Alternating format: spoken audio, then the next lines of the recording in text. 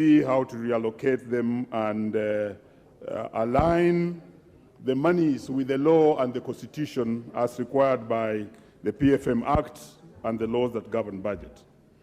I want to laud the chair of the Budget Committee for having done a good work and having explained exactly what all these monies are about. But I would wish to say two things in a hurry or three things in a hurry about this. Number one, it is true that the budgets are estimates and therefore they cannot be exact.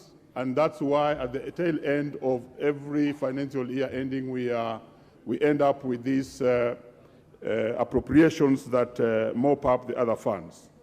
But I want to be specific about the A&A monies, which most of the MDAs are not declaring in full. And this is where, Honorable Speaker, we are beginning the corruption. And this has been going on for the longest period of time. That MDAs don't declare the full amount that they're able to actually collect at their point, and therefore wait until when the government has given them enough monies throughout the year and then declare them later on so that they're allowed to spend these monies. And that's why you'll notice that between now and 30th of this month, there'll be a lot of workshops for all the MDAs we have under easy spending and furniture buying and things like those ones, which is something that needs to be fixed. And I want to tell the chair of the budget that this is something that has to be fixed and this parliament must fix it so that we control and we are able to give the correct estimates of what is collected by the MDAs at A&A. Number two, I want to speak about the projects that are co-funded by foreign aid and which have actually really punished it. Honorable Speaker, currently we have over 700 billion which we borrowed from outside and which is attached to support by the Exchequer, which we have not given our part of the deal. And therefore we are being not only surcharged for not using those particular loans, while at the same time we are not using the loans. So we have money outside there which the government committed to give its part of the bargain, but has not done so. I think this is one area again where the chair of the budget and budget must take care, because I rein in the individual ministries to see who are these ministries that are unable to absorb their monies, even after we have already signed the deals for the loans or for the foreigners to give us their part of the bargain. And if anything, some of them are dangerously done because they are only done for the sake of kickbacks. And therefore we get the loan far much earlier than the time we are ready to spend. Finally, Honorable Speaker, let me just make a reply, a small talk about what you talked about yourself, about Franklin Delano Roosevelt. That must have been 1933 to 1939. But I really thank you because most of the things you talked about when Franklin Delano Roosevelt, who is an extraordinary president of America, having ruled for a longer time than any other president would do, he brought in what maybe you did not mention called the 3 R's. And the 3 R's, he was really going for relief for the unemployed and the poor. And possibly I see this government very keen about relief for the poor and the unemployed. And you saw yesterday, it's about can we create more employment and more employment. And that's why I was happy with you when you said let's give them a chance. He also went for relief for the elderly, and which I saw a lot of it in the budget.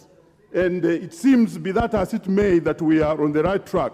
But above all, Honorable Speaker, in the last hour, he talked about the relief and support for the farmers. And I think that's what I'm seeing this government do. And that's how Franklin Delano Roosevelt was able to turn around the economy of America at a time when there was the Great Depression. Thank you, Honorable Speaker.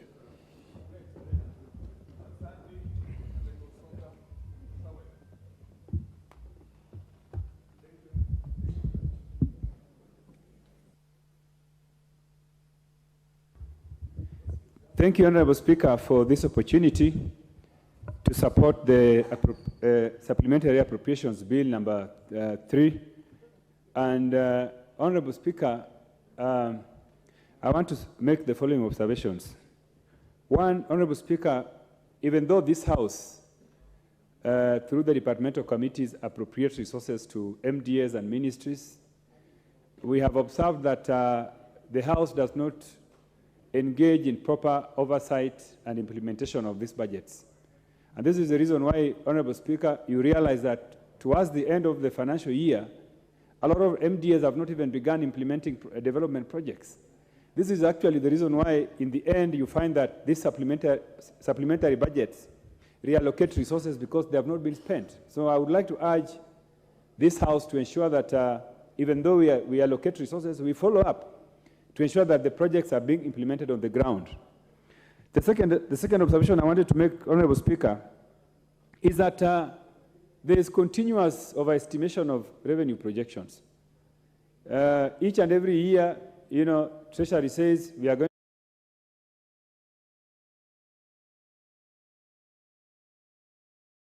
targets. I think it is time that we insist as a House that revenue projections are realistic and that what is projected is what is actually going to be achieved. It is not rocket science, Honorable Speaker. This is something which we can do. We know what KRA is doing. We know the capacity of our economy. So we should never allow figures to be brought before this House that are not able, will not be realized. Because this is really what's affecting this, the budget implementation. Because when you say you are going to collect this amount of money and you don't do it, it means that the promises you gave to the people on the ground in terms of public participation, some of those projects will not be achieved, and it will affect the people on the ground. Thirdly, Honorable Speaker, is that we have noted that there is continuous misuse of Article 223. Honorable Speaker, this House is investigating misuse of this article, and I know that there are committees that are investigating usage of this article in the previous regime, and reports are going to be presented in this House. But even though this is ongoing, we are still seeing government still using this article inappropriately. And I think this is also something which we said, Honorable Speaker, that we should never allow as a House. Whatever the justifications, I don't think it is appropriate for this House to allow government to spend money which is not budgeted for. Unless it is serious emergency, but the resources that have been used in on this budget in the area of Article 223 is not making sense. I don't think the government should have done that. I think let us be strict as a House and insist that the budget as approved in this House is what needs to be implemented. The third observation I wanted to make, Honorable Speaker, has to do with the absorption of donor-funded development projects. Honorable Speaker, this is a crisis. And Honorable Speaker, from my previous background, I worked in the banking sector. And I can tell you, Honorable Speaker, that donor-funded projects does not move very fast. They do not move very fast because of the involvement of the donors themselves. Because when a donor is giving you resources to do a project, they want to participate in the procurement process. They want to ensure that the company implementing the projects are their own companies. They want to regulate, how resources flow. And this is affecting development projects. Honorable Speaker, in my constituency, there's a project which is funded by World Bank. And this project has dragged over the years beyond the period which the project was supposed to last. And each and every year, the government has to go back to the donor to request for extension of the project period. And if you look at the reasons why this project has delayed, it is purely because of the donor misbehavior. So I think if we are going to rely on donors to support our projects through loans, then we need to ask our technocrats in Treasury to define the procedures that should be used to fast-track these projects. Otherwise, we are going to have big, huge development allocations from donors which we will never spend and which, in the end, is going to hurt the performance of our economy. Otherwise, thank you very much, Honorable Speaker, and I want to thank my chairman, my able and competent chairman, Honorable Ndindi Nyoro, for a wonderful presentation of this report. Thank you. Honorable Bowen Kangogo. Mr. Speaker, thank you for giving me this opportunity to support this supplementary appropriation too.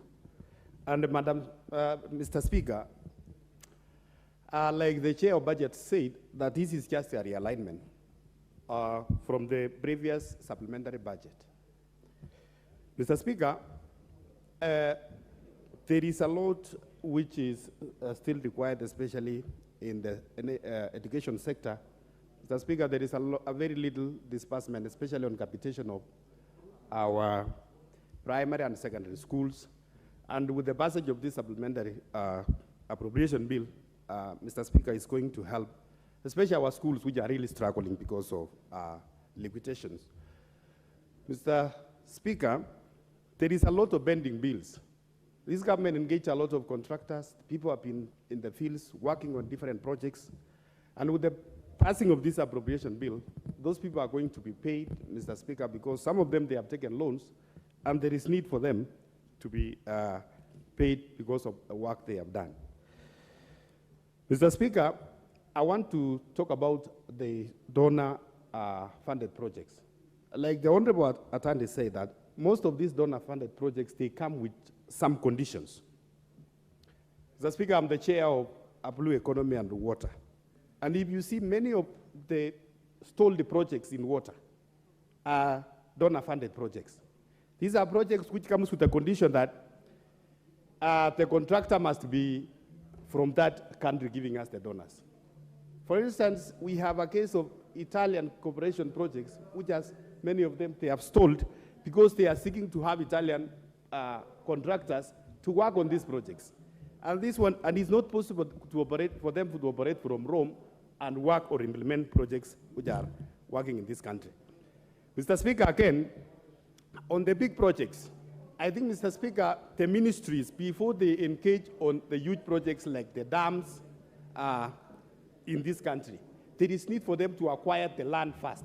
Because you will find that the contractor is already been contracted, has an active contract, is supposed to move to the site, but you will find that the land acquisition is not there.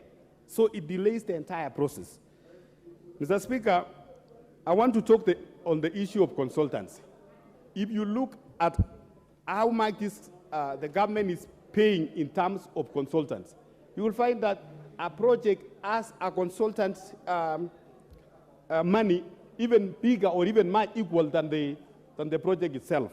I want to ask the Honorable Chair of Budget to look into this, because there is no way you can have almost half of money for a project going towards consultants. When the government also, for instance, Mr. Speaker, in water projects, the government, they have so many engineers in this country. But you will still find that the amount of money given out for consultancy is more than even what is required to develop those projects. Mr. Speaker, I want to ask the committee of the Public Accounts Committee, what is the role of Public Accounts Committee reports vis-a-vis the budget-making process? Mr. Speaker, you will find that we have tabled so many reports here, public accounts reports, showing misappropriation of funds in our ministries and the MDAs. But during the budget-making process, those reports are not factored in to make sure that the ministries and the MDAs, which they have misappropriated a certain amount of money, that money should be reduced equal to what the budget, the BSC reports is reported. Mr. Speaker, on issues of borrowing, Mr. Speaker, we support that we cannot continue borrowing. But at times, Mr. Speaker, if there is need for us to borrow, let's borrow and use the borrowed money to specific projects which are meant, to which the borrowing was meant, and to avoid cases where we borrow and that money gets lost without any tangible project. I want to support, Honorable Speaker. Badi, MP for Changamwe.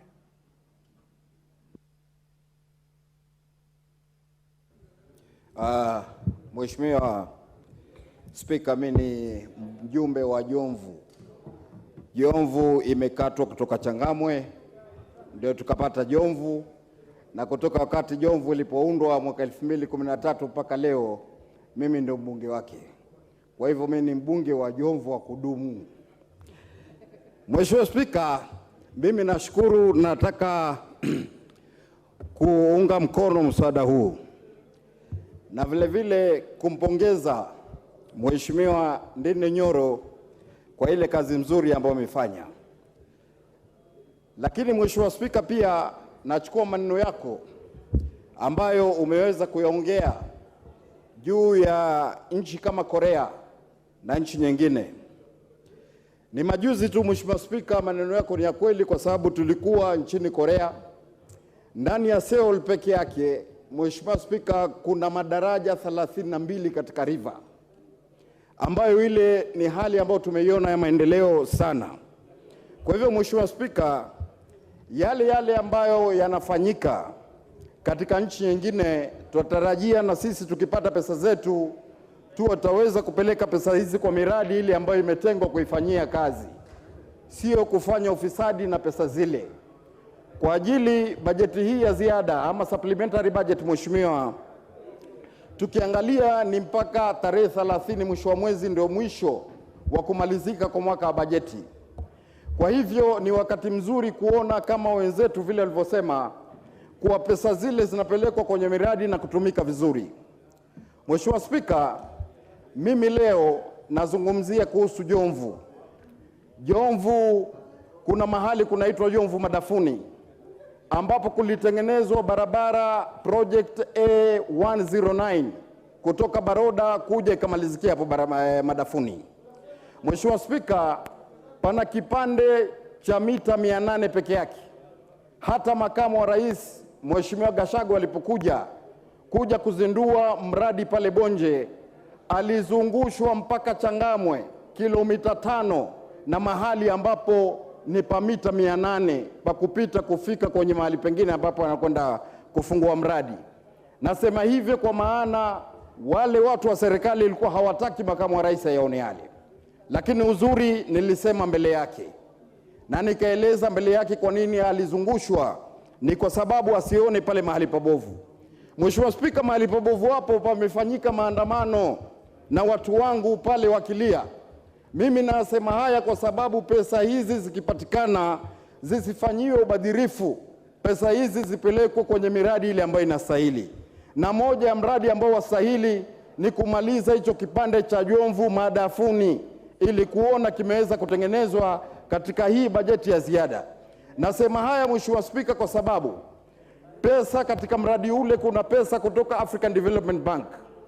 Pesa katika mradi ule kuna pesa za European Union ambazo ziliwekwa, lakini leo zimefujwa mpaka leo watu wanadai. Kuna watu katika sehemu ya Nakol ambayo mimi Mwenyezi Mungu akinijalia siku ya Jumanne nitaleta petition yao hapa bunge, kwa kuwa waliweza kuondolewa na pasi na kulipwa na wakati pesa ile iko. Kwa hivyo tuna hofu pia pesa hii kupatikana alafu iende katika njia ambayo itakuwa sio. Mheshimiwa Spika, ufisadi katika Kenya umekithiri sana. Leo kuna kampuni ati katika hapo mahali imeenda kuchukua kotoda inaitwa Synergy Gases ya negotiate na serikali, alafu kisha mwenye kampuni ati yaiambia serikali na kupunguzia milioni 50. Mimi sijaiona kuwa private entity iweze kusamehe serikali, isipokuwa hii ni negotiation ambao waliifanya na National Land Commission na watu wale wa Kenha. Kwa hivyo naiomba serikali kuona kuwa Mheshimiwa Ndindi Nyoro kazi nzuri anayofanya, pesa hii kipatikana iende pale kwa ile miradi ambayo inaweza kupatikana. Na vile vile na kupongeza Mheshimiwa Mwenyekiti kwa kazi nzuri kuonesha tajriba kama kijana kusimamia katika bajeti ya Kenya. Asante Mheshimiwa Spika na Mungu aibariki nchi. MP for Kilifi North. Thank you very much, Honorable Speaker. Honorable Speaker, I stand to support this Supplementary Appropriations Bill, and in supporting it, I know when I was on the other side with my brother Mbadi, we used to be very critical about 223 and why it should not be used by governments, because we always felt that, one, it is one of the ways that propels corruption. Two, we felt that it is the wrong way to manage a government and to manage finances in a government, because you're giving an opportunity for people to spend money the way they want without regard to the law passed in this parliament. And I agree totally that it is the wrong way to do. But then coming to this supplementary 2 that we are doing today, I think it is necessary now that we finish this 223 this financial year. So I would like to urge the implementers of government budgets, while this year we are doing it, supplementary 2, we would like to see that in future we do not have a supplementary 2, and that this article is disabused so that we do not have the abuse that goes on in government offices because of that. But having said that, Honorable Speaker, I want to say this. There's a lady called Marjorie Oluthe Magoye who wrote a book called Coming to Birth. And in that book, he says a birth is a very difficult process because before the birth, there has to be a pregnancy. And that pregnancy sometimes gets complicated, sometimes you lose hope, sometimes things do not. But the most important thing that you look forward to is that a child is born. But coming to birth is a process. This country is coming to birth. But the process will be painful, will be difficult, will go under the hills, under the valleys, will go all through those places. But I'm very optimistic that with this budget that my friend Dindi Nyoro is midwifing, and that our dear brother Kuria is midwifing the finance bill, I think this 13th Parliament will be counted as those that helped this country to come to birth. And I want to ask us, as a country and as a parliament, to look forward to the better days. It will be difficult. The fuel at the pumps will be high. Many other things will be, but we need to look at the bigger picture, the long term. Why are we doing this? The long term is more important than the short term. The short term will be painful, but the long term will be gainful, and this country needs to look to that. Honorable Speaker, we are making reductions and we are making additions, and we're doing that in this appropriations bill that we're dealing with. But as we are doing this, I want from the podium of this parliament to tell government officials that have been given the responsibility to spend government money, to spend it wisely and for the benefit of the country. I want to ask government ministers and PSs whose docket this money will be put in to sit there and look at this money not as theirs, not as their families, not for their mothers, but money for the people of Kenya that must be spent prudently, properly for the growth and development of this country. That's what we want to see. And as a house, we have the oversight responsibility that I would like the committee chaired by John Badi to call them and ask them and put them to task. We want greater accountability from ministers and from PSs so that at the end of it, Kenya is proud because we have a team that can take this country forward. The president has goodwill, and the president wants this country to move forward, and he is taking bold and sometimes dangerous steps. But the end game, ultimately, this country must rise and must come to birth in a fashion that everybody will be happy. Honorable Speaker, I would like to ask members here to cooperate with the chairman of the Budget Appropriations Committee. We pass this bill, we pass the other bills, and sit down and say, now let's make sure all of us work and support this government to achieve the ultimate goal, which is to take this country to the next level and to ensure the hustlers of this country are proud because we have taken them from the bottom to the higher end, because that's what we want, and that is what we want to achieve in these budget processes that we're doing. I thank you, Honorable Speaker. MP for Kachiliba, Lote.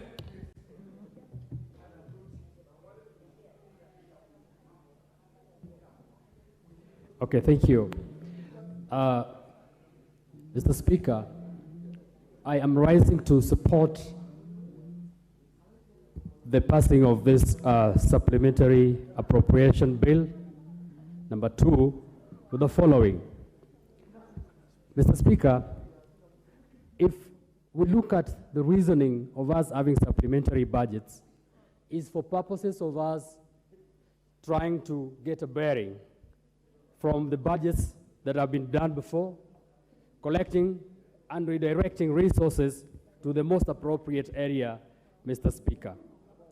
It is sad, Mr. Speaker, that as a House, we sit to look at budgets, approve them, and then allow the executive to be able to manage these budgets in a proper manner. Sometimes, Mr. Speaker, it becomes so saddening that when we sit here and be able to present our budgets and be able to approve these budgets, the executives sit and not do anything apart from running from one venue to another one with the tag of development. only for them to actually come to this house at the end of the financial year to ask for supplementary budgets. Mr. Speaker, it is sad that if you look at every government offices now, as we come too close to the financial year, this is the time when you hear ministries, you hear departments asking that IFMIS be extended beyond the period that is supposed to. Why is it that at this point is when we ask that let IFMIS be allowed to be open? This is the time when there's a lot of traffic in our IFMIS systems in this country. Because for a whole year, most of the executive officials will run from one venue to another one without knowing that we've given them these budgets for them to be able to deliver to the people of Kenya. If you look at the expenditure that comes at the tail end of the year, Mr. Speaker, most of these expenditures are not for development, Mr. Speaker. Most of them will want to print T-shirts. Some of them will want to actually even travel from one venue to another one in the name of workshops, at the expense of the development that these budgets are supposed to do. Because most of them are afraid of returning the monies, and so they want to show that they can be able to spend. Because of that, they put these monies in things that are not going to develop this country, Mr. Speaker. And so I want to say that as we look through supplementary appropriation in future, we need to look at it in a manner that we see that resources are directed to the things that will help this country move forward and not the officials stay very comfortably. Mr. Speaker, we are also aware that this country is managed by the executive wing through the PSS down to directors. Mr. Speaker, it is sad, and I'll say this, that resources are always directed most of the times to areas where these officials are coming from, Mr. Speaker. People of Kachaliba who do not have a lot of people sitting in offices do not get resources, despite the fact that I sit here as a member of parliament and actually approve this appropriation. But when it goes to the officers there, they do not know Kachaliba, and there is no person from Kachaliba that sits to say at least some of these resources go there. That is why we are asking, can these resources be directed equitably across the country and not from the angle of where do I come from? We will want to talk about this because there are areas that are continually being marginalized despite the budgets because of the fact that they do not have people sitting in big offices. And lastly, Mr. Speaker, I will want to say this, that there are a lot of projects that the government have started. But surprisingly, if you go to our highways, for example, our highways are well done. But immediately the highways start to wear out. Nobody is actually trying to put resources. And I don't know if it's our disease of the Africans or what. There are no resources that are put to maintain already made projects. So I actually want to laud the budget committee chair and the budgets that have been put, but also to say that let us not continue developing, initiating new projects if we have not been able to finish the projects that we started, and that if we are also not able to put resources, Mr. Speaker, to be able to maintain some of the projects that have been done in this country. So it is sad that you have a good road, and when there's a pothole, we want to do another new road, and yet we cannot continue maintaining the one that we did before. So, Mr. Speaker, I support this appropriation. What's your point of order?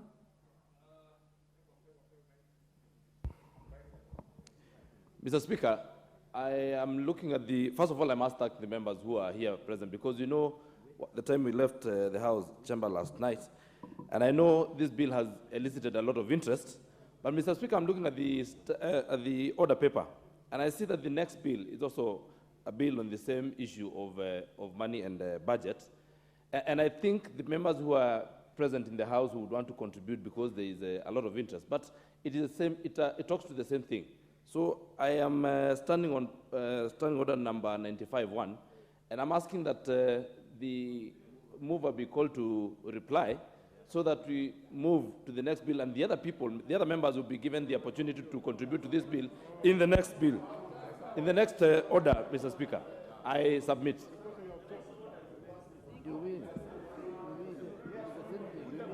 Put the question.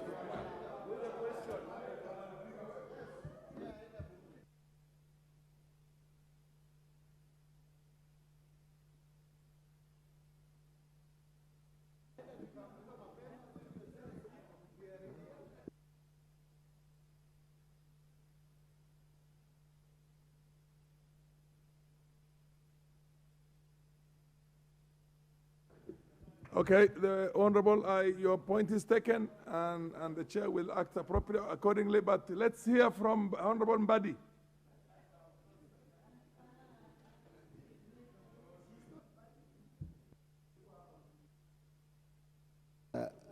Thank you, Mr. Speaker.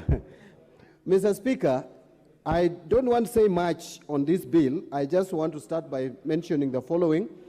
That Honorable Ndindi Nyoro is actually the 6th chair of this committee, both the current Budget and Appropriation Committee and the predecessor committee.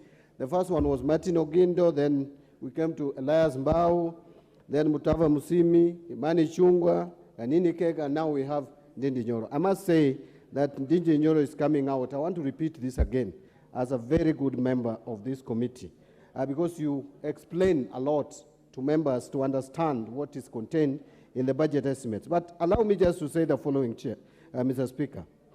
First, Public Accounts Committee has a responsibility, yes, and as the chair of that committee, I give my guarantee to this House that by mid-July, which is next month, you will receive the first report from our committee of 2020-2021, and we intend to complete 2021-2022 by October this year, so that from next year, February, we'll be dealing with those accounts which were presided over by the current principal secretaries. Therefore, that will enhance accountability.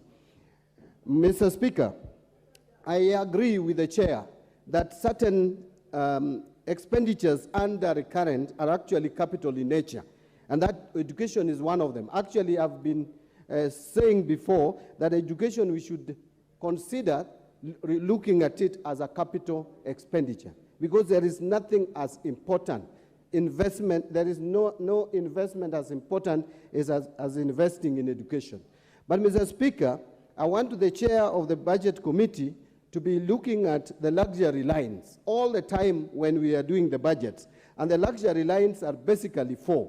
That is the domestic travels, foreign travels, hospitality, and then fuel and maintenance lines of our budgets. This is where we have a lot of wastages. But I also want to appeal to this House and the country at large that we need also to consider what is happening in the counties. There is overemployment in the counties. You find a new governor coming into place and hiring drivers, and the drivers who were used by the previous regime are earning a salary without vehicles to drive. Really, the role of a driver is to drive a vehicle. So if you have put a driver to earn a salary without a vehicle assigned to that driver, honestly, this is serious wastage. I don't know whether it is what kind of fear that they have, that they end up now fearing the drivers of the previous. I wonder whether the drivers would want to kill them and in the process also kill themselves. But Mr. Speaker, as I conclude, the problem again in this country, and you see, we need to employ prudent, efficient, and effective utilization or application of our resources to realize economy in the use of resources. I am disturbed, Mr. Speaker, with the 2 things. Emerging cases of corruption. When we were campaigning in the last election, both sides were in agreement on one thing, that this country is at a difficult period in the history of this country, in terms of debt repayment, in terms of generally managing to pay for government services. That we were in agreement. And we agreed that we need to do something on wastages. That was also agreed. Probably where we disagreed is how to actualize the same. Fight against corruption must be prioritized. Mr. Speaker, we are seeing financing of luxury. That is what is bringing this country down. We are financing luxury and bloated government. There is no need to enlarge the size of this government any further. We have too much government in place, both at the national level and at the county level. Kenyans are overrepresented. Kenyans feel overburdened by government, a very heavy government weighing on our people and sinking this economy. We need to reduce the size of government, not by retrenching people, but by not creating any additional offices. There are unnecessary wastage of resources and luxury. And I want to be very clear, my last comment. You find a cabinet secretary downtrodden everywhere. And like the one for where Honorable Kagombe comes from, the one for trade. Honestly, I don't even think he represents this country. If what he's saying locally, Mr. Speaker, causes a lot. Mogaka, MP for West Mugrangu. Thank you very much, Mr. Speaker. I'm honored to also support this supplementary estimate appropriation number 2. And before I do so, permit me to also join my colleagues to thank the chair of the Budget Committee, as well as the chair of the Finance Committee, for navigating the country and this House to where we are today. This is the very first ever finance bill for this government, a bill that has attracted interest, unprecedented interest, and educated the entire population on how budget making is taken through. Specifically on the appropriation 2 that we are dealing with, it is important that the government closes the remaining aspects of the previous budget, so that as we go into 1st July, we start on a new slate on the 2023-2024 budget, which is going to be a game changer. It is going to be a game changer right from this House, but it takes this House to make the executive responsible for implementing the projects as budgeted for. I want to ask all members of this House, in our collective oversight role, let us drive and oversight the executive of this country to ensure that Kenyans get value for their budget. I am particularly excited about this budget, and under Article 27 of the Constitution, every Kenyan should be treated equally. And the discomfort that we were having about the 8% VAT was actually very discriminatory, because the users of petroleum products were the only ones paying 8% VAT, when the rest of Kenyans, including mama mbogas who buy kibiriti, are paying 16% VAT. That amendment that we made yesterday equalized all Kenyans, so that under the VAT Act, every Kenyan is treated equally, pays equal VAT, irrespective of what product they are going to purchase. Under this budget, and I encourage our chair, Ndindi Nyoro, to be hands-on in driving and ensuring that our infrastructure, particularly those that are ongoing, are completed. I want to see under this budget that the pending ongoing projects in my constituency, whether it is Nyaisa Secondary School, Nyansabakwa Secondary School, Nyamtentemi Secondary School, Senator Kebaso Secondary School, we want to see completion of these projects so that our constituents can start enjoying value for the taxes that they are going to pay. I want to support this bill and promise Kenyans that I will do my part as a member of parliament to do the oversight and ensure that Kenya very soon joins Singapore and South Korea as one of the most developed countries. I support. Wanyonyi of Kwanza.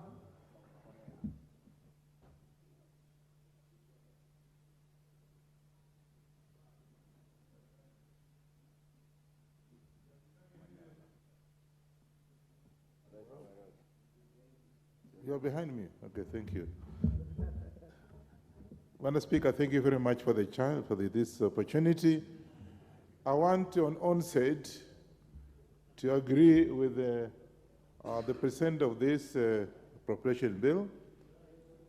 But first and foremost, I think my own observation, Mr. Speaker, is that we have, I think it's lack of discipline in this country. We are getting out of hand. The discipline in this country is not, the way we expect to be. First of all, look at A&A, where you find resources are actually misplaced, misused, because you get whatever you are getting, and that resource actually is misplaced. No wonder, and I think that this House has a duty. We are now bringing CSS to come here and answer. So we must now do what we're supposed to do as the representative of these people, of our people, to ask the CSS and what have you to answer to some of these things, because you find that the generation of some of the resources are actually misplaced. And I want to agree with the Honorable Badi, the way he talked about people now even employing people are not necessary in town organizations. Two, we must also generate our own income. And the Speaker, I agree with you. I think years back, we had Koreans actually come in this country to borrow money to do the work there during, I think those are days of the late Mzee Jomo Kenyatta. And yet today now we find that the debt is actually up to 62% from what I've been told. Why? Because people are not serious with that as they're supposed to be doing. We have, for example, people are not, we have enough resources in this country. The climatic change, of course, is there, but we find that in this country, we are able to produce our own food. Today, and we, through what we have gone through the drought, imagine we importing food from Egypt. We importing food from Egypt, yet if you look at Egypt compared with Kenya, Kenya, for example, Lake Basin, where most of these people are coming from, has almost, there are 8 rivers in Lake Basin, and we can be able to do irrigation. Egypt has only got 1 river, and yet this country, Mr. Speaker, import rice from Egypt compared to what we have here. I worked in Lake Basin, for example, and I can tell you that we have enough resources. Even that Lake Basin alone should be able to afford this country and even be able to export some of the food that are produced in these areas.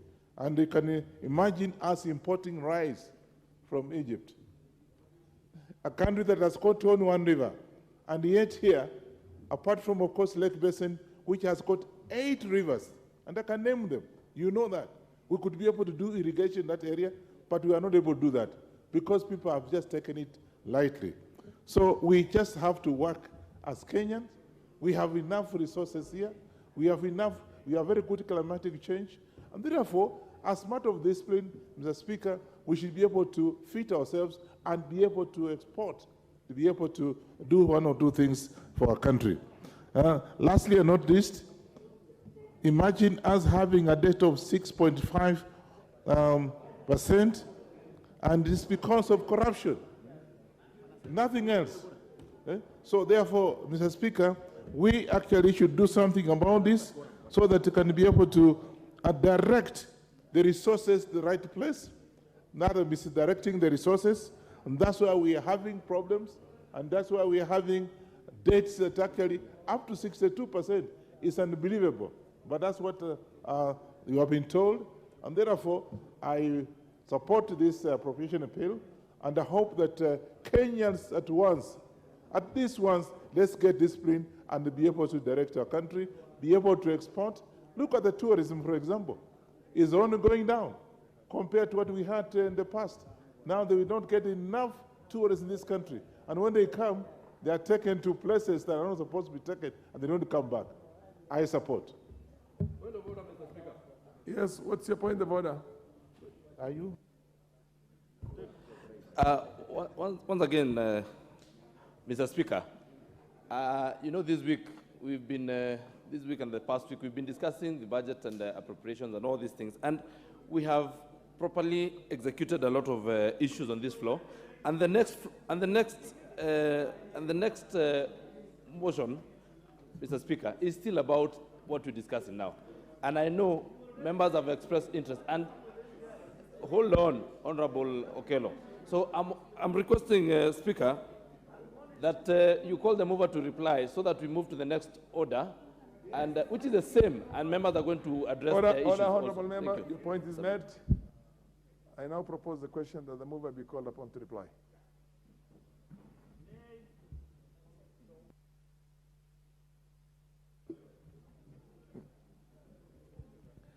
I now put the question that the mover be called upon to reply. As many not appear and say aye. Aye. As many contra appear and say nay. Nay. The ayes have it. Thank you very much, Honorable Speaker.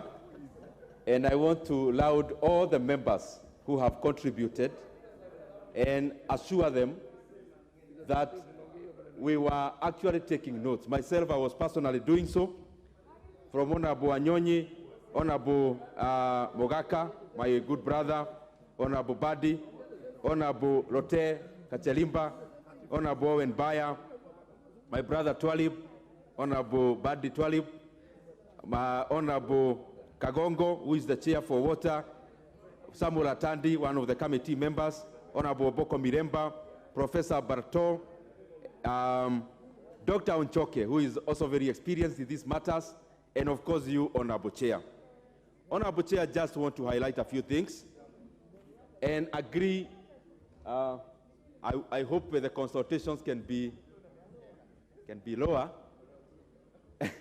Thank you very much, Honorable Speaker.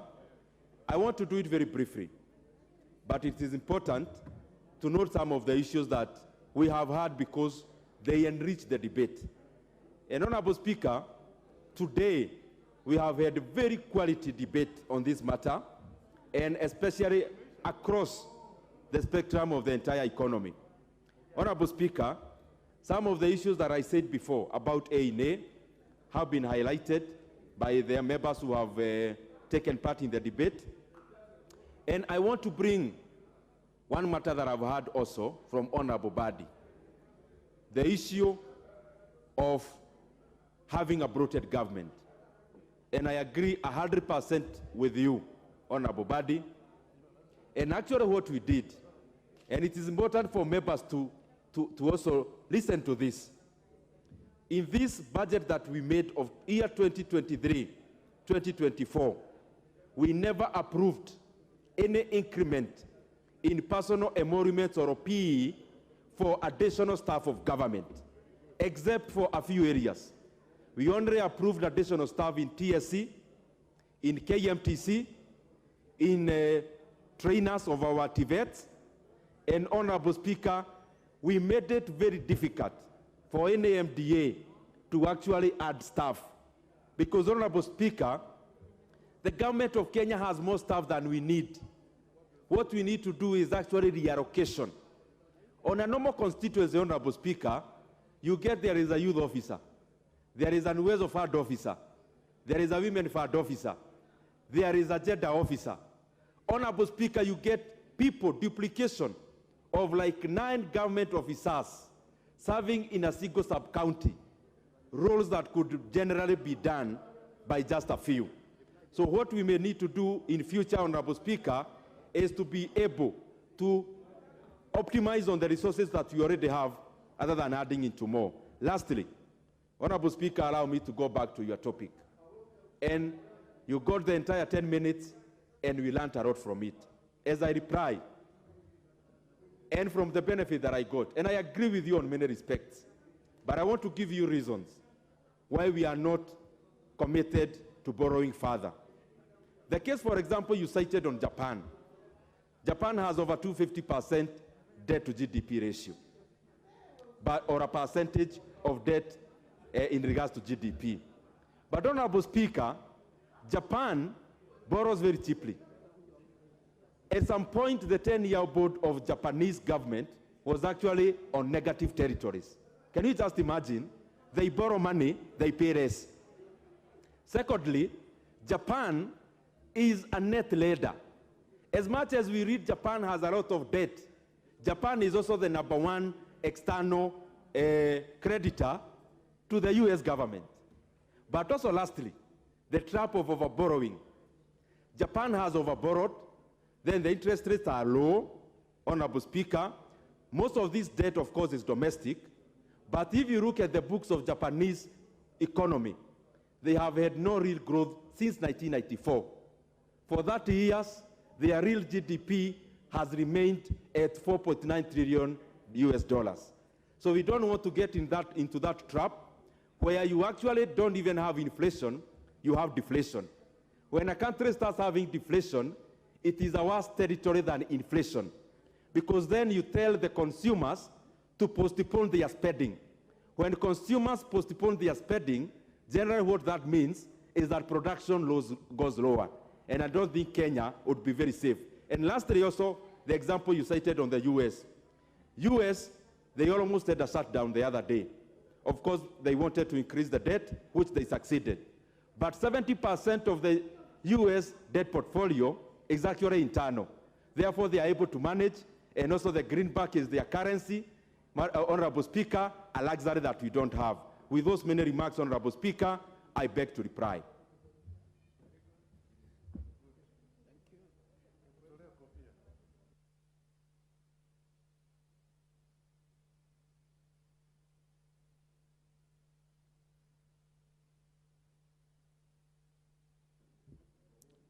I don't think there's any need to ring the bell. Order, honorable members, we have quorum.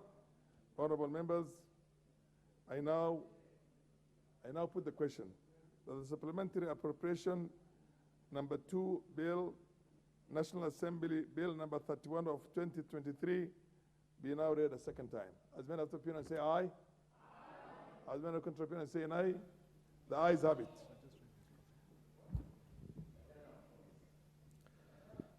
A bill for an act of parliament to authorize the issue of certain sums of money out of the consolidated fund and their application towards the service of the year ending on 30th June 2023, and to appropriate those sums for certain public services and purposes.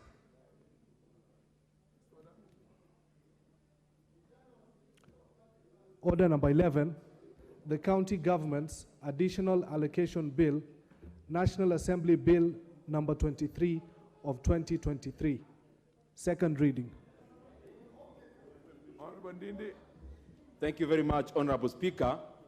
Honorable Speaker, I beg to move that the County Government Additional Allocation Bill, that is the National Assembly Bill number 23 of 2023, be read for a second time.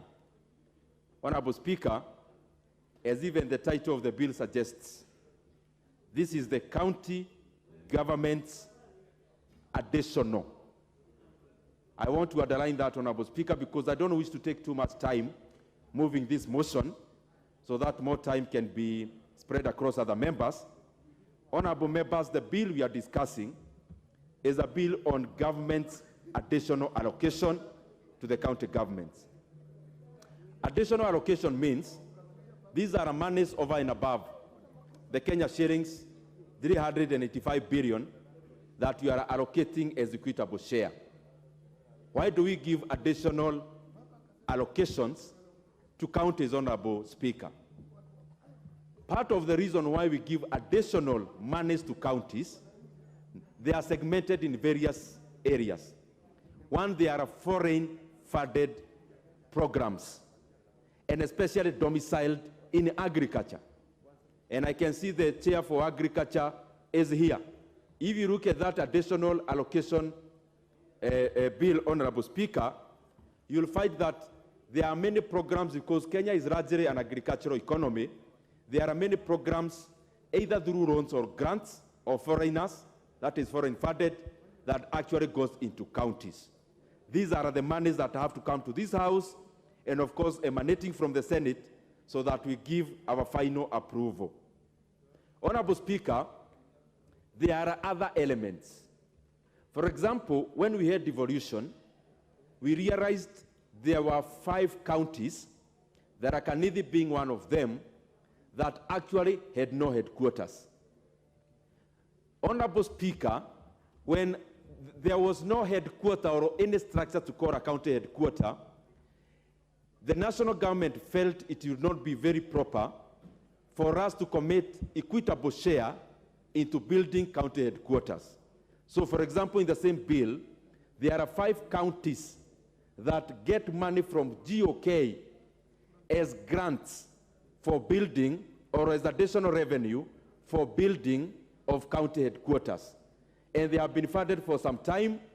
Some of these headquarters are at 90% completion, and we funded them with anticipation that the monies we have allocated will be enough to conclude this particular area.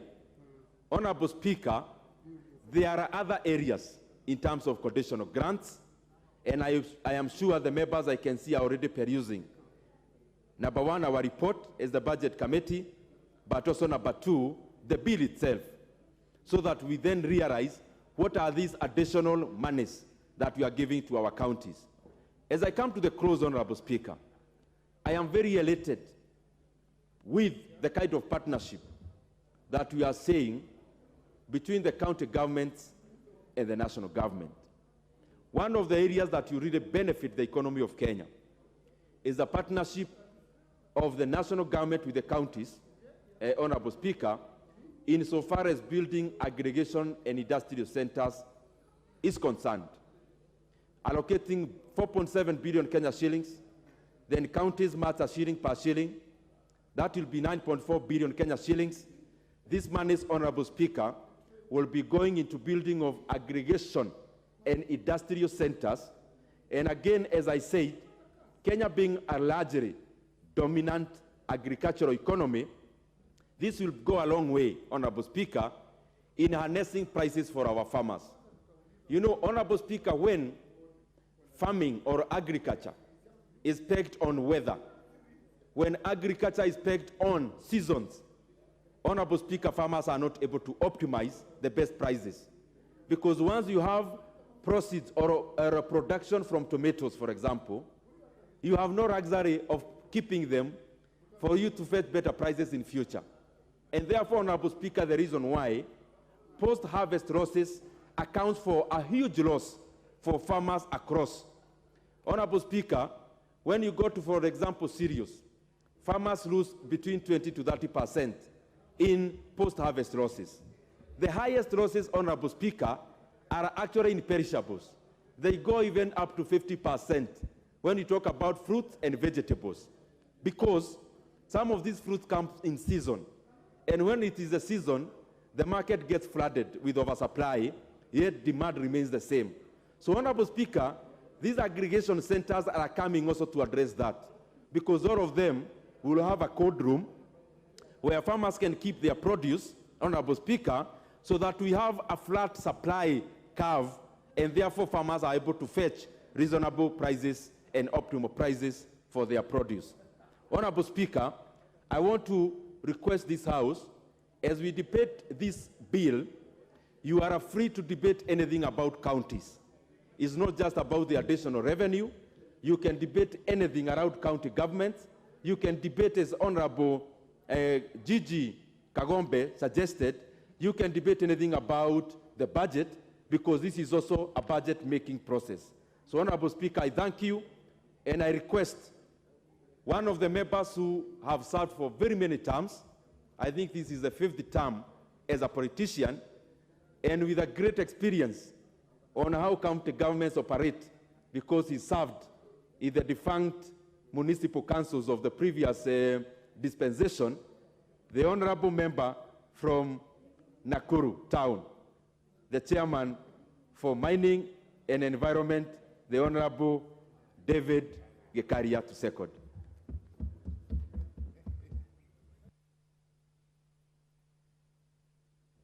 Thank you, Honorable Dede Nyoro, Chairman, Budget and Appropriation Committee. Yeah. Thank you, Honorable Speaker. We've been told we can discuss anything, which is important. As I rise to second, Honorable Speaker, the first thing that I wanted to agree with you is from the past, the former motion that was there, was about how our farmers are suffering. And it is true, Honorable Speaker. We were being given a story where, in the last regime, a minister would get investors, but because he also want to do that business, he would be discussing the investors are in one room, they are waiting in his room, and he would transfer from his room to the other until he gets the best prices for his cut. That's when now he would come back. And I totally agree, Honorable Speaker, that what you're saying, if we could be able to take that seriously, then this country and our farmers would be. I take this opportunity also to thank the Chair Budget for the good work that his team is doing. Of course, with his team, I've been able to be summoned before the committee severally. And I want to admit that this committee has pledged to be able to listen to what chairs of various committees are proposing from their respective committees, and they are taking our input into consideration when we are making some of the amendments when we are doing our budgets. And I totally want to thank you, Chairman, for the good work. And as it was said, young as you are, on your second term in this parliament, and of course, currently now holding a very senior position in one of the very, very important committee, I want to say that you and your committee, you are doing a good job. Honorable Speaker, when I come back to this motion, the county government additional allocation, it has been accused, the Kenya Kwanza government has been accused that we are not, we want to kill devolution. And Honorable Speaker, it is very evident that from the few months that the Kenya government, the Kenya Kwanza government has been in administration, it has actually portrayed the necessity and the need for us to improve what counties are doing in terms of as per Schedule 4 and what counties are supposed, the responsibility of county governments. But at the same time, Honorable Speaker, it is the honors of these county governments, particularly with their respective governors, to understand that they should not always wait for monies coming from the national government.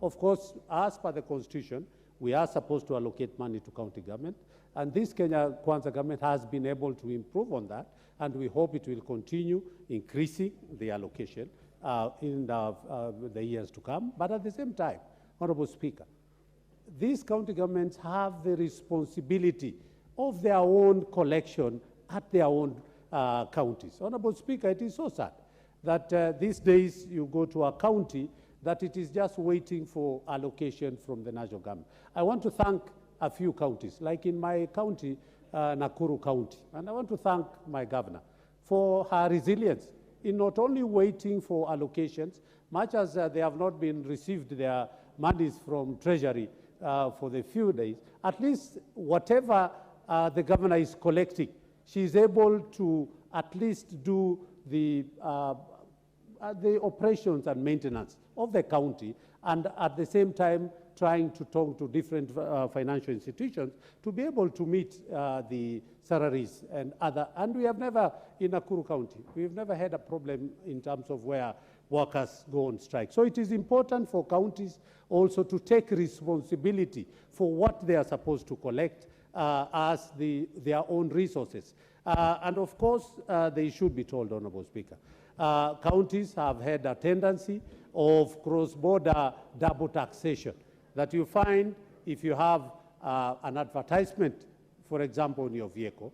Once you cross from Nakuru County to Kericho County, there are some charges that, but again, I want to say that this double taxation should be discouraged so that we can continue encouraging more business people and more investors to be able to actualize what they're, and we stop this aspect of double taxation. On regards to and of course, the chair budget has properly explained why we are giving additional resources to counties. And one of the fundamental issues, Honorable Speaker, that is the key and the backbone of this country is about the foreign funded programs, particularly on agriculture. And it is important, Honorable Speaker, that the former regime had negotiated for coolers, only for the coolers to arrive, and they were never given to counties. And I want to thank the government that it has made a commitment that these coolers which were given as a fund by our partners. Now they have found their way to various counties where they can be able to preserve. And as the chairman has indicated, a lot of our farmers do not get the potential of their maximizing what they are supposed to get from their crops. And it's, most of it is destroyed either through transportation, and particularly the perishables, where you are not able to preserve them in the coolers. So the actual giving of coolers and encouraging counties to be able to install this thing in various places for purposes of privatization, it will help the farmers to be able to get enough yield or a maximum input or income from their proceeds. About the relationship and partnership between the national government and the county government, Honorable Speaker, and I think that is critical, that constantly, I think the Deputy President does chair a meeting between the national government and the Council of Governors, which of course they discuss various issues related to the relationship between the national government and the county government. And I want to say, Honorable Speaker, that if we can be able to have a proper relationship between the national government and the county government, then, Honorable Speaker, then this country will be able to. But also, Honorable Speaker, just to touch on a little bit on about the supplementary budget. And I want to thank the Budget Committee led by Honorable Dendinyoro. Honorable Speaker, it is important that Treasury has had that tendency of removing very important funds that are supposed to go towards addressing some key projects within various ministries. But Honorable, that committee has stood firm, and it has already given back these monies to respective ministries.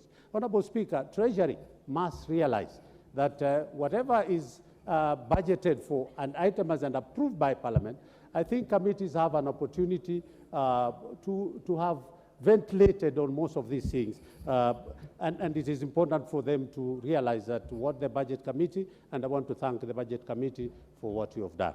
With those few remarks, Honorable Speaker, I second. Honorable members, I now propose the question that the County Government Additional Allocation Bill, National Assembly Bill number 23 of 2023, be read a second time. Yes, what is your point of order, Mr. Bowen? Honorable Bowen. Thank you, Mr. Speaker. Mr. Speaker, the chair of budget actually in the had raised that we reduced the publication of some bills here from 7 days to 1 day because of many other bills which are supposed to be prosecuted. Many of the members who are here also, some of them they have sat here from morning up to now, they are seeking to contribute to various bills. Mr. Speaker, would I be in order that we reduce from 10 minutes per member to 3 minutes to enable all these members to speak on these many bills? What's your point of order, Honorable Dr. Gogo? Thank you so much, Honorable Speaker. It is on the same reason that I was thrown out of this house yesterday. Parliament is not going to be turned into a voting machine. We need to expedite issues through debate, through looking at the pros and cons of matters, and the world is watching us. We will not just keep passing bills and we just pass. County, additional monies that are allocated to counties is a very, very important matter. And we are not going to have members from the opposite side keep shutting down and gagging down members and changing. I belong to the House Rules and Procedures Committee. And we are not going to have the rules and procedures just changed at will, Honorable Speaker. Honorable Speaker, I have been in this house and in the last, what is out of order, Honorable Speaker, is that we are not going to have members keep changing House rules and procedures at will to make it convenient for them. Order, Honorable Gogo. I appreciate your concerns, but on the reduction of the time that members would want to be allocated is a matter that can only be done with the leave of the House. The chair has very little, and this is the beginning of it, and the honorable member has risen on that. I will put the question on that, and if in the wisdom of the majority of the members here, you feel you don't need 3 minutes, you need 10 minutes, then so be it. If you're going to need 3 minutes per person, per member of parliament, then it can only be done with the leave of the House. It's not them changing, that's how the rules are. Honorable members, I now put the question that the time for every member to contribute on this bill be reduced to 3 minutes. As many of the opinion say aye. As many of the contrary opinion say nay. The ayes have it. The House rules are set by and large when it comes to such things by the members themselves. I want you to understand the traditions. This is an area. The only time when it can get frivolous is when a matter is being debated and somebody rises and says the mover be called upon to reply. Then the chair has got the wisdom to look at the minority and the majority on both sides and then say this is a frivolous one. But on the time you need to, for every member of parliament to deliberate on a bill, that is by the leave of the House. Proceed. The Honorable Waluke. Additional. Thank you, Honorable Speaker, for giving me chance also to speak. Honorable Speaker, many of us came here earlier, like Kali and others, to fill the quorum. And I concur with the Mheshimiwa Kogo, Honorable Speaker. There are members who can come even just now and are given chance, and those who came earlier can sit here for a whole day. Honorable Speaker, I want to support the bill. I want to thank the Honorable Didi Nyoro and with the committee for the time they have taken, Honorable Speaker, to bring up this budget appropriation bill, Mr. Speaker. Mr. Speaker, this country has a lot of potential, and Mr. Speaker, if the people of this country can support agriculture the way you put it earlier on, Mr. Speaker, this country is going to move forward. I urge Kenyans and members of this House that let's be together and give space and time and support to this government, because it has just come in power the other day. And let's give it a trial, let's give it a support, our total support. And this country, I know people are feeling pain because of the economy coming down, but within a very few months or a year, Honorable Speaker, the economy of this country is going to stabilize. With these people, Didi Nyoro and the Chair of Finance, they are steady on their duty, and let us support them. Honorable Speaker,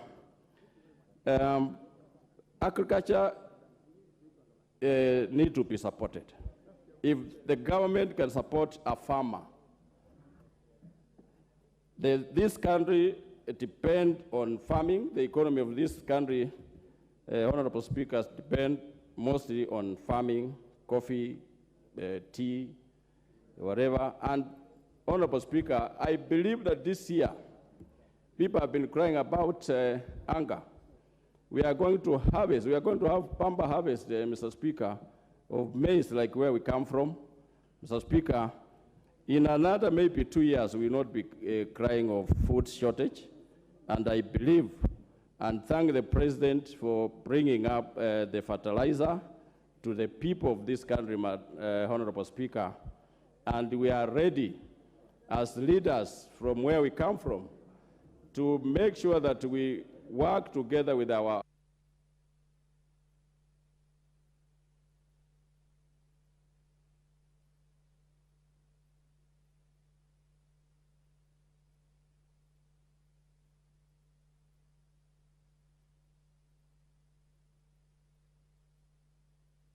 Honorable Mutunga of Tigania West.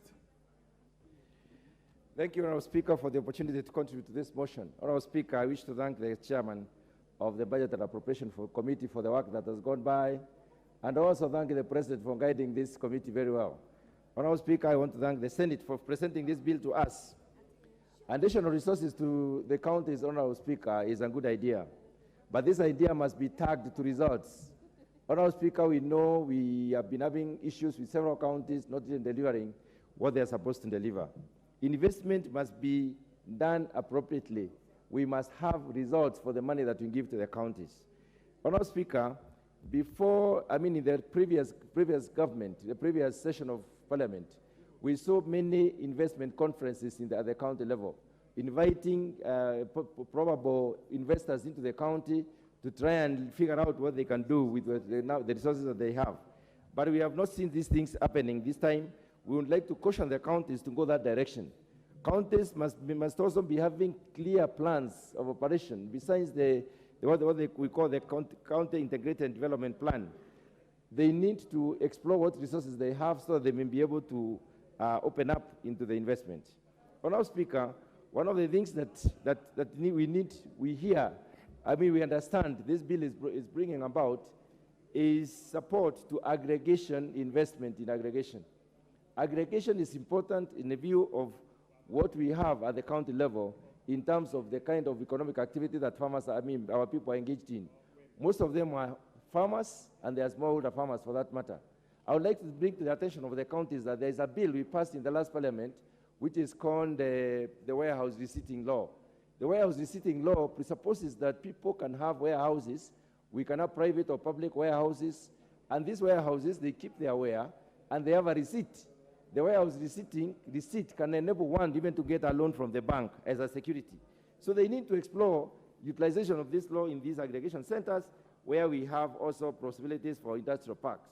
Honorable Speaker, post-harvest losses in this country lead up to, can go up to 40%. 40% is about half of the loss of what the farmers have already been able to produce over the years. They take at least a crop in this country will take, the fastest growing crop will take 3 months. Honorable Speaker, I think I have not spent 3 minutes. I'm sure you have taken my time. Honorable Speaker, these clauses are as a result of infestation, fungal infestations, and that can be contained through warehousing. The link between the warehousing and the receipting council is important so that they can work together. Honorable Speaker, there are a few issues that I've wanted to bring on the new big budget. When we raise money as a country, sometimes we have to borrow.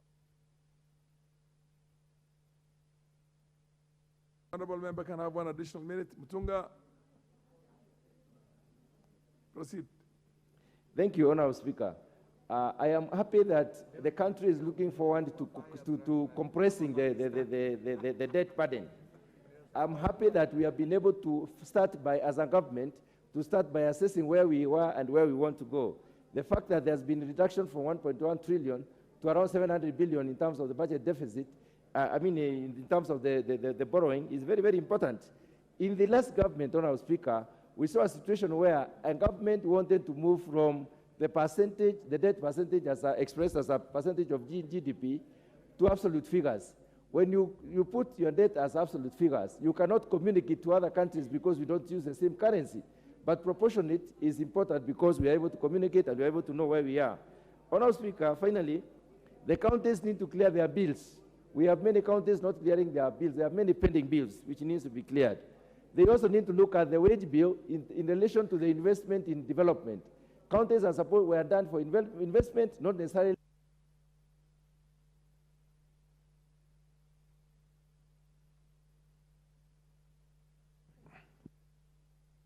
Members, the Honorable Abdisirat Khalif.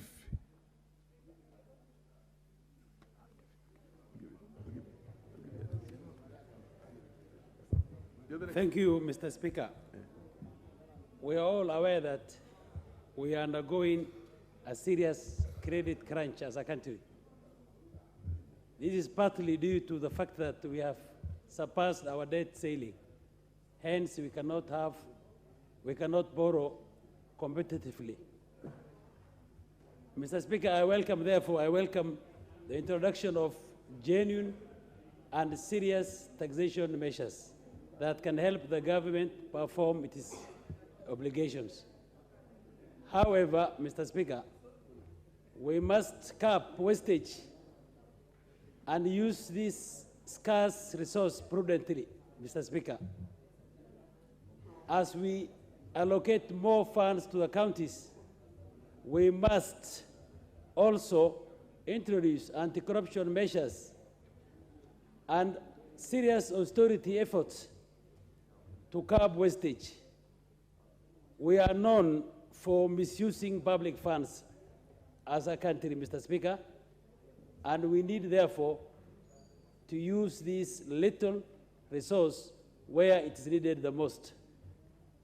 We don't want a situation where we give more funds to counties and we don't ask for what we call how they use those funds. Thank you, Mr. Speaker. The Honorable Makali, followed by Dr. Gogo. Proceed, Honorable Makali. Dr. Makali. What's your point of order? Mr. Speaker, I rise on point of order number 1.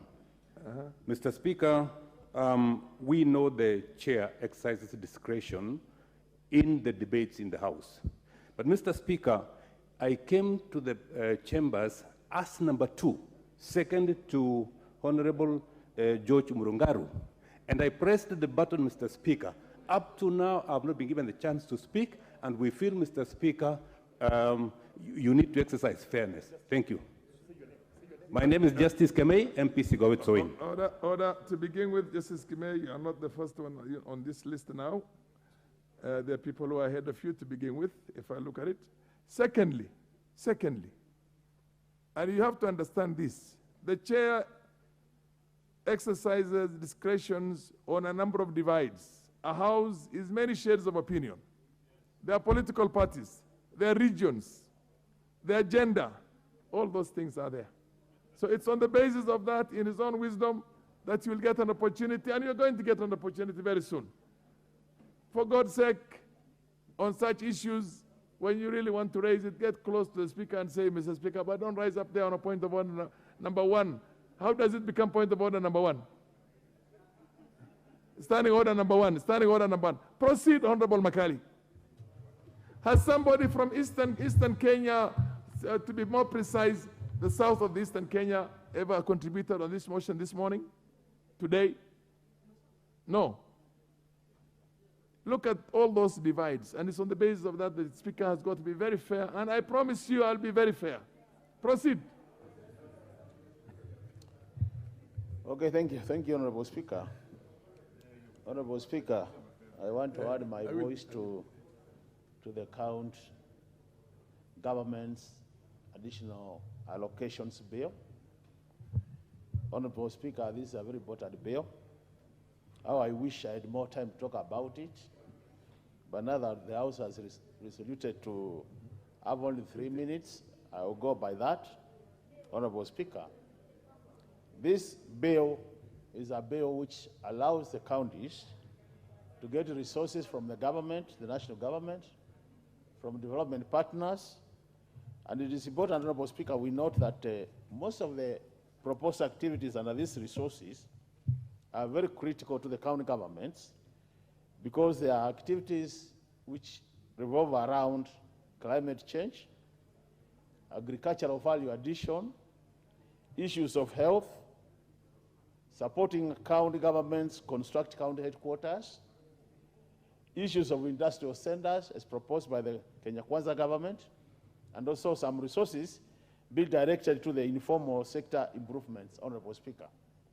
Honorable Speaker, from my experience and interaction with this kind of resources in the past, we have realized that we are having some gaps. And I just want to focus on some of the gaps so that we help the process. The first one, Honorable Speaker, is we lack what we call a monitoring and evaluation framework between the two levels of government. That the national government is pushing this resource to the counties, and once the counties get the resources, there's minimal follow-up from the national government to find out whether these resources have been used for the intended purposes. Honorable Speaker, I want to single out one of these items. Support to the county government construction of headquarters. Honorable Speaker, I've been in the budget committee for the last 11 years. I can assure you, Honorable Speaker, we have been allocating money for this county headquarters for the last 5 years. And up to now, they have not been completed. We are not aware of what levels are they in, what pending balances are there to be paid, and what needs to be done to complete them. So we continue pumping more money to them. And I think, Honorable Speaker, that's an area we seriously need to look at as a National Assembly and ensure that we monitor these resources so that we just don't release resources to the county governments and they don't help the county governments, Honorable Speaker. The other issue, Honorable Speaker, some of these sectors, all this money is not going to all the counties. Some money will go to selected counties, others will go to all the counties. And it is important also, Honorable Speaker, that if money is set for specific activity like climate change, that the money is also directed to that activity, because some of these counties, because of the challenges of resources. Please give an additional minute to Honorable, additional half a minute. Proceed.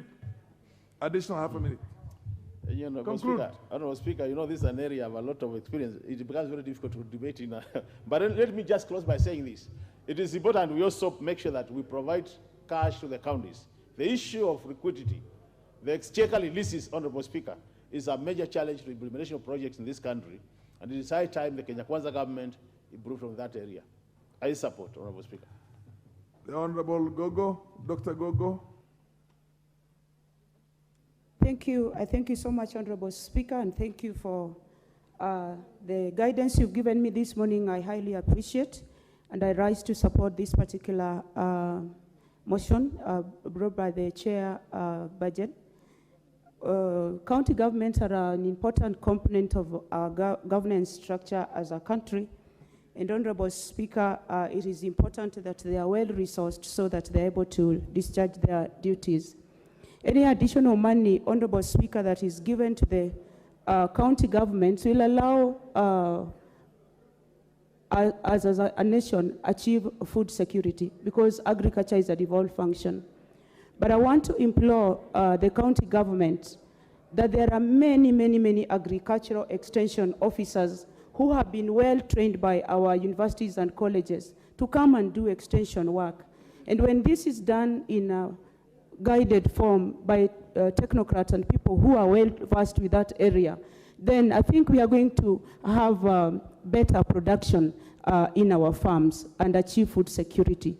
So how I implore the county governments that if there is any monies that are taken for agricultural improvement and improvement of the food security situation, that they should kindly employ agricultural extension and education officers. Number two, Honorable Speaker, early child education, ECD centers are in deplorable condition in most counties, Honorable Speaker.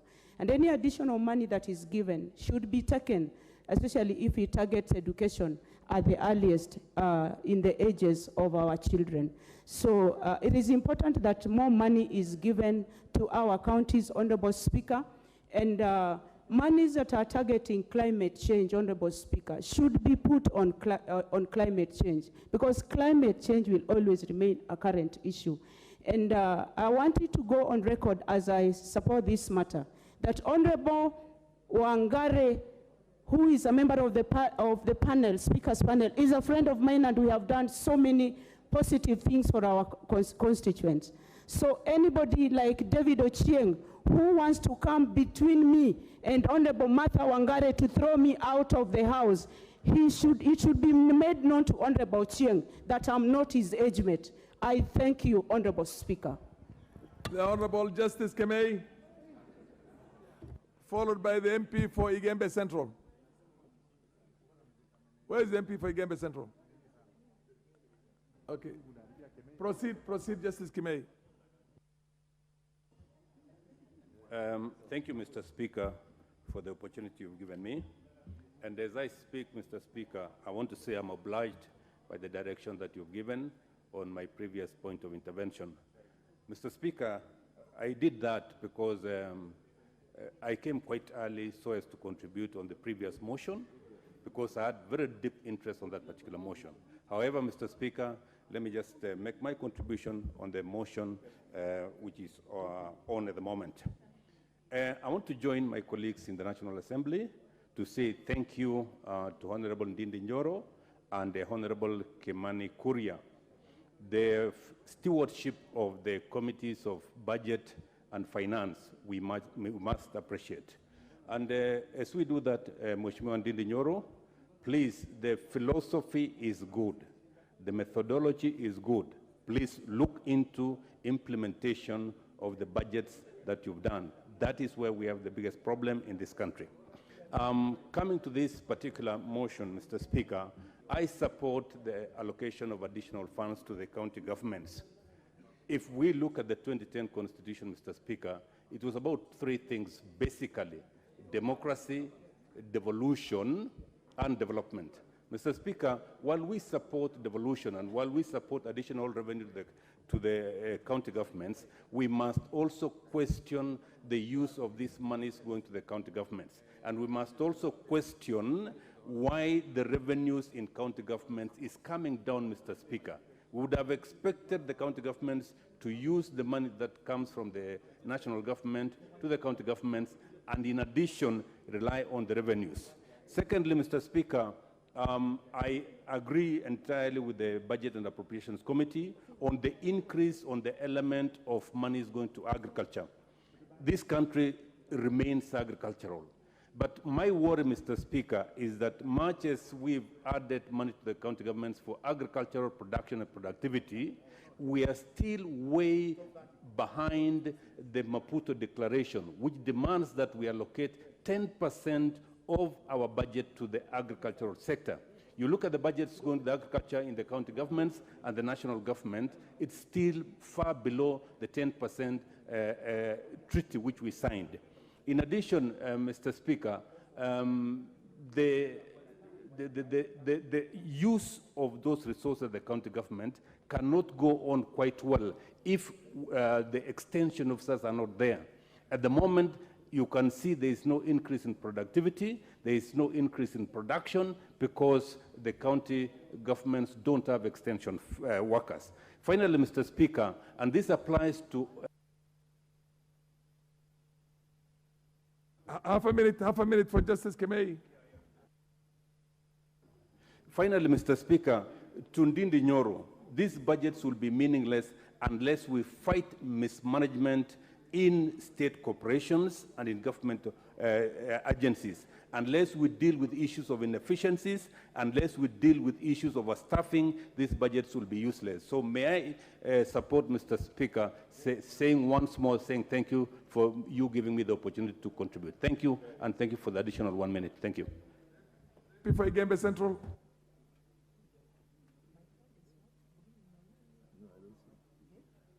Proceed. The mic, yes. Thank you, Mr. Speaker, for giving me this opportunity. May I take this opportunity to congratulate the chairman, the chairperson of Budget and Appropriation Committee for this well-placed bill. Mr. Speaker, as much as we plan on how to earn more, to allocate more funds to the county, we should think of how to raise more revenue in order to have a sustainable economy. And Mr. Speaker, to earn the revenue, we must plan on how to reduce consumption and increase production.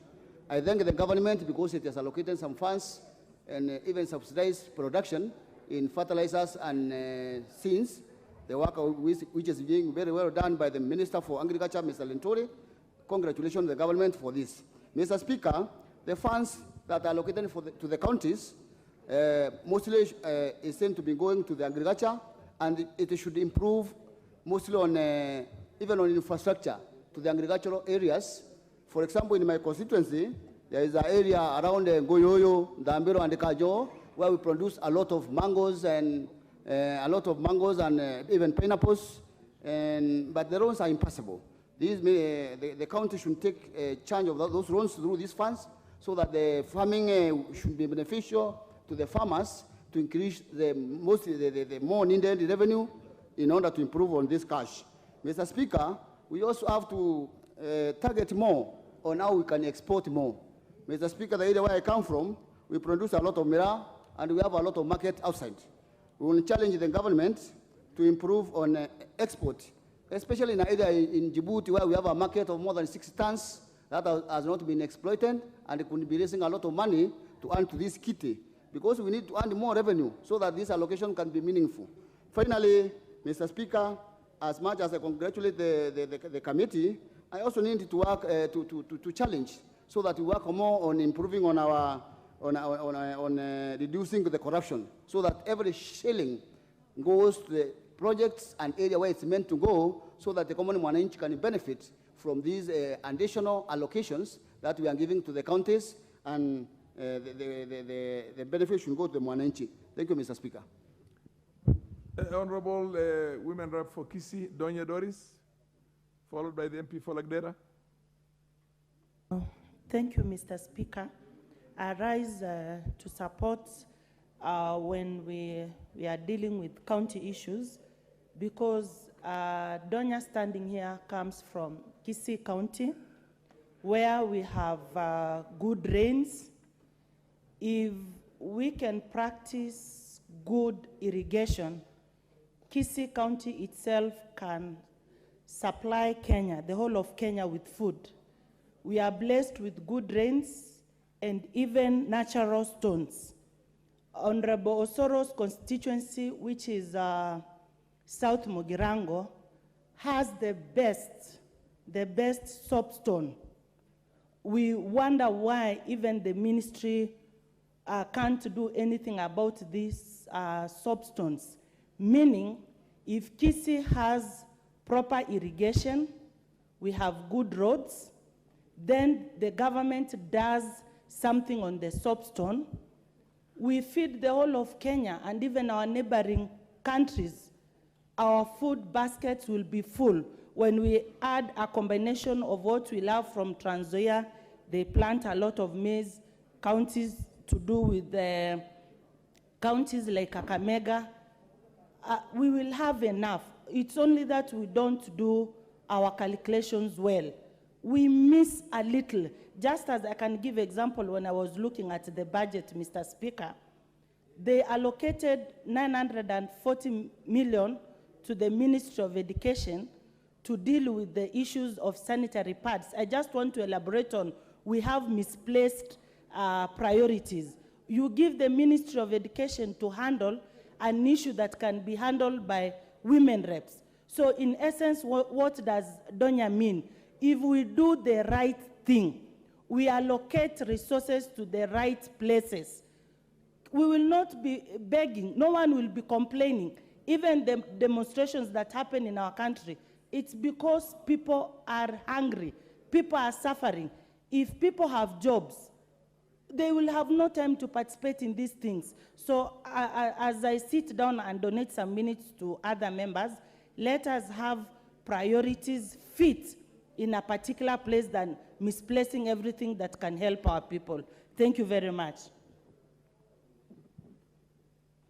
Yeah, Honorable Abdikadir of Lagdera, followed by the women rep for Bomet, followed by the Honorable Murugara Rakanidi.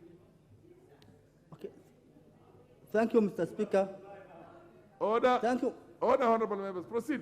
Proceed. Thank you, Mr. Speaker, for giving me this opportunity to contribute to this very important bill, County Government Additional Allocation Bill. Mr. Speaker, as you know, as the pastoral community, we had a very long period of drought and famine. Most of the livestock has been wiped out, such that now people are turning into agropastoralists. I see we have allocated resources to the county government, and these resources mostly on agriculture and livestock improvement. But we have one problem. We have a problem with the counties. Counties have no accountability. They're becoming rogue counties. There's lack of accountability, there's lack of planning, such that these resources you are allocating might be misused. I fear, most of this money allocated is loans and finance from World Bank and some other donors. And these loans, we are going to pay for it. But once these loans are not utilized properly, we are going to pay for loans which had no impact completely. So what I will urge is that counties must be accountable. We do support them for allocation of this money, but they must be accountable also. They must be accountable. They must be also using this money in a manner that will have impact on our communities. Otherwise, we just take loans, just like the previous governments. These loans are being misused, and then we have nothing to show off. Mr. Speaker, I think for the purpose of planning, the government should know now that 50% of pastoralists nowadays are becoming agro-pastoralists. They should plan on that. They should plan and allocate resources on agro-pastoralists. We have one big problem is that we don't have rains. I mean, the farming there is based on irrigation.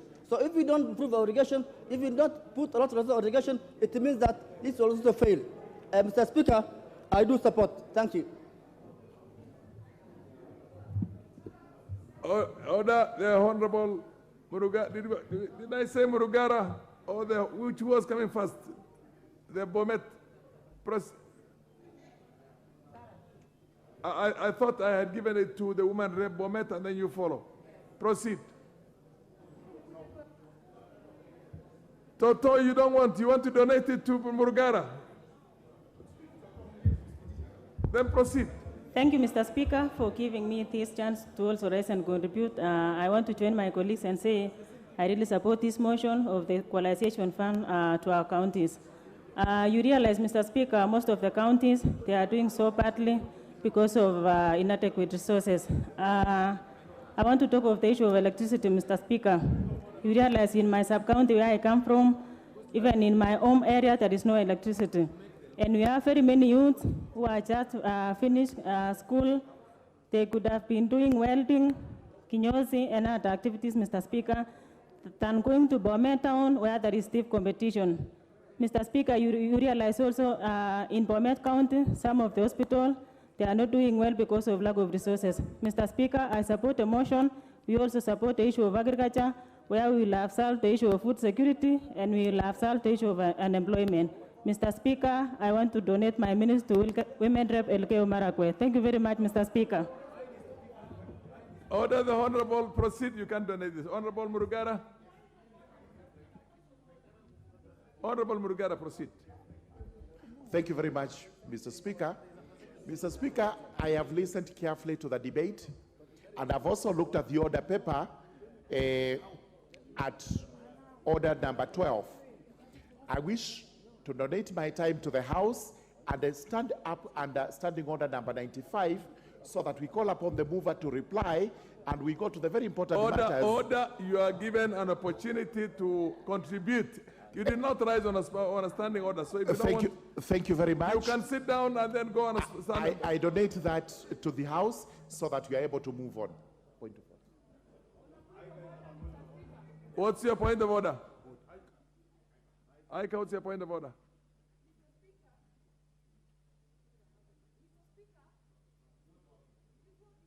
It is. Okay.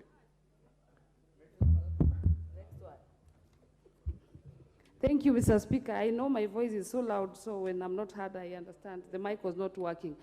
Mr. Speaker, what we are discussing, Mr. Speaker, has a time limit. We cannot be doing an exercise in futility. By end of financial year, we ought to have finished this. Mr. Speaker, I'm standing on a point of order 95. Okay. That the mover to be called to reply. Called upon to reply, that's all. Okay. And order.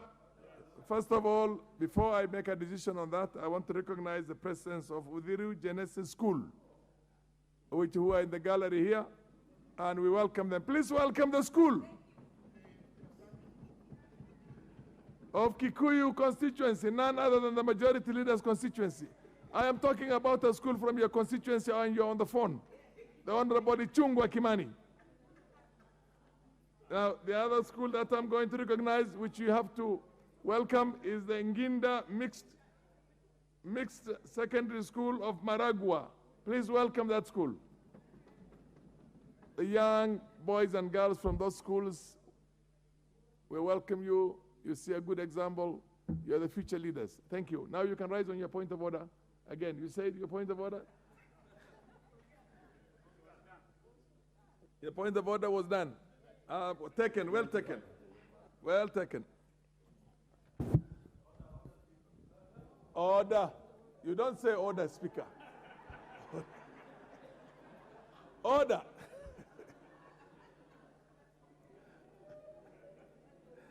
I now propose the question that the mover be called upon to reply.